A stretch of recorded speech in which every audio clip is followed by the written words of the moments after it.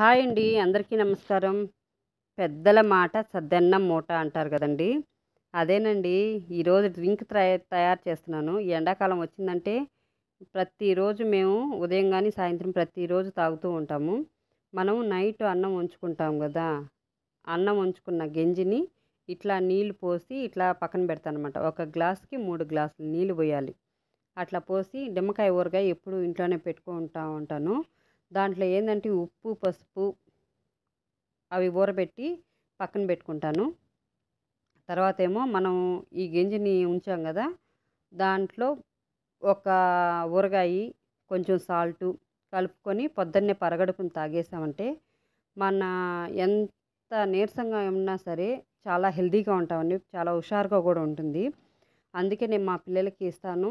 మేము తాగుతాము. ఈ ఎండ తీవ్రత తగ్గాలంటే మనం తప్పనిసరిగా ఇలాంటివి ఇంట్లో ఉండే చిట్కాలతోనే మనం తయారు చేసుకుంటే మంచిది. వందలు వందలు పోసి బయట అవన్నీ తెచ్చుకునే కన్నా ఇంట్లోనే తయారు చేసుకొని తాగుదాం.